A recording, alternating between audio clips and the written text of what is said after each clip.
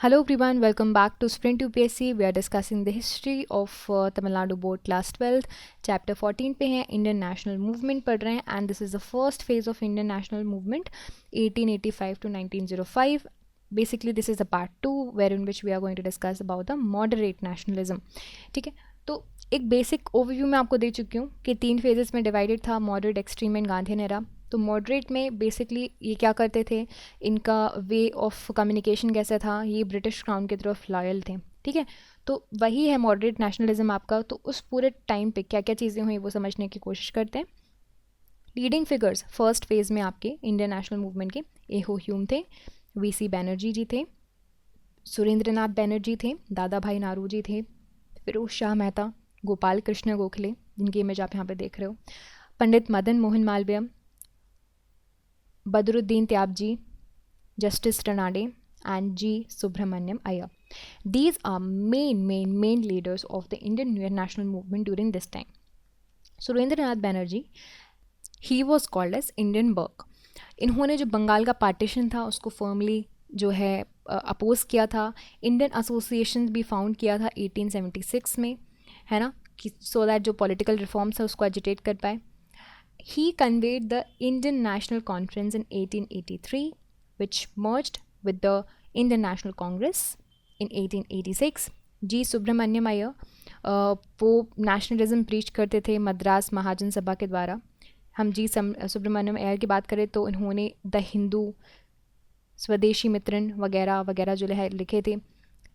दादा भाई Naoroji, he was a grand old man of India. हम सभी उनको जानते हैं उनके जो ड्रेन ऑफ वेल्थ की थ्योरी है उसके द्वारा.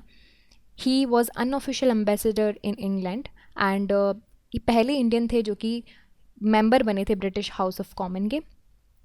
गोपाल कृष्ण गोखले की बात करें तो he was regarded as political guru of Gandhi and 1905 में उन्होंने सर्वेंट्स ऑफ इंडिया सोसाइटी का जो है स्थापना की थी. इसमें इंडियंस को ट्रेन कर रहे थे to dedicate their life for the cause of the country and for a few years Congress enjoy the patronage of the British administrators. Between 1885-1905 Congress leaders वो मॉडरेट हुआ करते थे, जैसे कि हमने बताया फर्स्ट फेज हुआ करता था. तो बेसिकली इनके जो काम करने के तरीके थे वो भी मॉडरेट्स थे.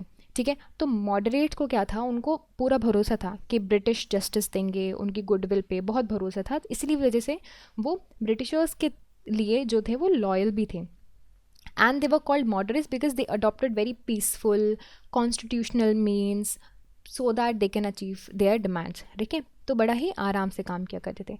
अब मॉडरेट्स के क्या क्या डिमांड्स थे वो देखते हैं. ठीक है, what all were the demands of moderates. पहली बात, expansion and reform of legislative council. तो इनका ये था कि जो भी लेजिस्लेटिव काउंसिल हो रही है उसको एक्सपैंड करो, उनको रिफॉर्म करो, इंडियंस को और ज़्यादा उसमें पावर दो, इंडियंस को और ज़्यादा उनमें आना चाहिए.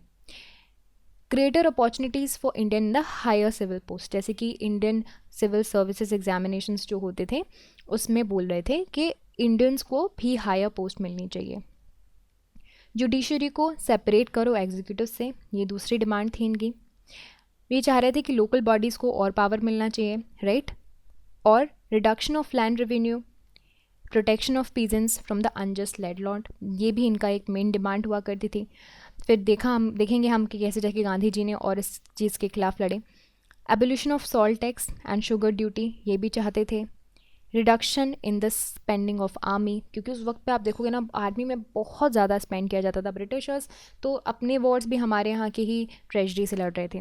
Freedom of speech and expression and freedom of to form associations, they wanted all of these things. These all were the demands of moderates. अब मेथड समझते हैं कि इनके क्या क्या मेथड थे, किस तरीके से ये काम करते थे. तो पहली बात तो हम ये जान चुके हैं, they had faith and all trust in Britishers, right. They were loyal to them. वो समझते थे कि ब्रिटिशर्स के पास एक सेंस ऑफ जस्टिस है, वो फेयर प्ले करेंगे. एंड वो इंग्लैंड को एज ए इंस्पिरेशन देखते थे और देखते थे कि उसको गाइड एज अ गाइडेंस हम हमारे देश को भी बना सकते हैं. तो वो उनका तरीका क्या था, बेसिकली पिटिशन फाइल करते थे, रेजोल्यूशंस करते थे, या फिर मीटिंग करेंगे, है ना, पैम्फलेट्स वगैरह जो है वो छापेंगे, मेमोरेंडम डेलीगेशन वगैरह से अपनी डिमांड्स रखेंगे। तो ये क्या सीधे तरीके जो लीगल मीन्स होते हैं जिससे इंसान अपनी डिमांड रख सकता था ब्रिटिशर्स के लिए, वो तरीके इन्होंने अपनाए। तो they confined the political activities to educated classes only. तो ये सारी चीज़ें एक पढ़ा लिखा व्यक्ति ही कर सकता है, ये बहुत ही ऑब्वियस सी बात है। इनका एम क्या था कि कुछ मेजर जो पॉलिटिकल राइट है और सेल्फ गवर्नमेंट है वो स्टेज बाय स्टेज हमें लेकर जानी है, और स्टेज बाय स्टेज जो है वो अटेन करनी है। शुरुआत में ब्रिटिशर्स को खुशी मिली कि हाँ ठीक है, इंडियन नेशनल कांग्रेस की स्थापना हो गई है, ब्रिटिशर्स ने वेलकम भी किया, ठीक है। जो 1886 में है, गवर्नर जनरल लॉर्ड डफरिंग, वो he also gave a tea garden party for these members in Calcutta. The government official they had also attended the Congress sessions, ऐसा भी होता हुआ करता था। एंड जैसे जैसे आप देखोगे ना कि कांग्रेस की डिमांड बढ़ने लगी, गवर्नमेंट अनफ्रेंडली होने लगी, ठीक है। जैसे जैसे इन्होंने धीरे धीरे फ्रीडम मांगी, थोड़ा और चीज़ें मांगी, तो जैसे डिमांड बढ़ी उनको अनफ्रेंडली लगने लगा, उनको अनकंफर्टेबल लगने लगा। अब it also encourage the Muslims to stay away from Congress. तो गवर्नमेंट का भी यही मानना था कि वो मुस्लिम्स जो है कांग्रेस से दूर रहें। The only demand of Congress granted by Britishers was the expansion of legislative council. तो एक ही डिमांड इन्होंने मानी कि लेजिस्लेटिव काउंसिल में एक्सपेंशन कर दिया। अब ये किस तरह से किया था? इंडियन काउंसिल एक्ट आया था जो आपका 1892, इसमें लेजिस्लेटिव काउंसिल को एक्सपैंड कर दिया। अब देखते हैं अचीवमेंट्स क्या हैं मॉडरेट्स के, कि इन्होंने अपने जो पैम्फलेट्स हैं, डेलीगेशंस हैं, पिटिशंस हैं, उनसे क्या क्या चेंजेस लेकर आए सोसाइटी में, कंट्री में।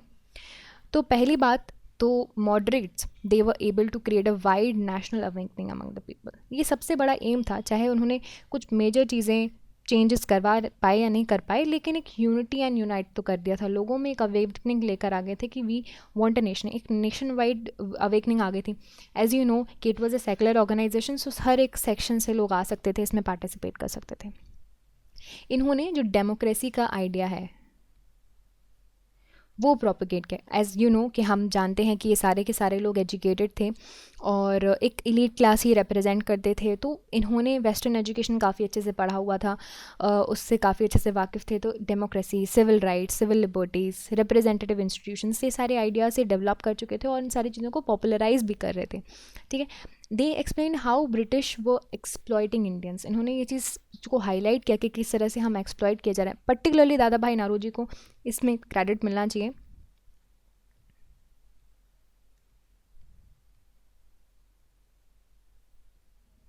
Right, the great grand man of India.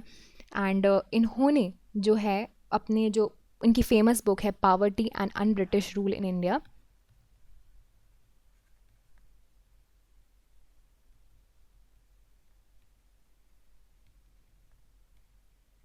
अब इस बुक में इन्होंने क्या समझाने की कोशिश की थी? इन्होंने ड्रेन ऑफ वेल्थ की थ्योरी समझाने की कोशिश की थी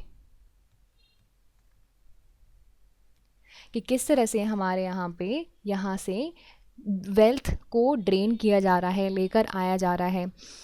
ये बताते थे कि how India's wealth was going away to England in the form of salaries, savings, pensions, payments to British troops in India, profit of Indian companies. तो ये सारी चीज़ें भारत में थोड़ी ना इन्वेस्ट हो रही थी, ये तो ब्रिटिश ट्रेजरी में जा रही थी ना, जा रही थी कि नहीं जा रही थी। And in fact British government was force to appoint the Welby commission with Dadabhai as the first Indian member as it's to inquire in to this matter also. तो सोचिए कितना बड़ा इम्पैक्ट इन्होंने किया होगा। फोर्थ अचीवमेंट देखते हैं। कुछ जो आपके मॉडरेट्स हैं जैसे कि रनाडे साहब हो गए, गोखले साहब हो गए, उन्होंने सोशल रिफॉर्म्स को काफ़ी ज़्यादा सपोर्ट किया था और वो जो चाइल्ड मैरिज, विडोहुड वगैरह है इसके खिलाफ भी लड़ा करते थे। उसके लिए भी उन्होंने काफ़ी अच्छे स्टेप्स लिए और वो फाइनली इरेडिकेट भी हो पाए।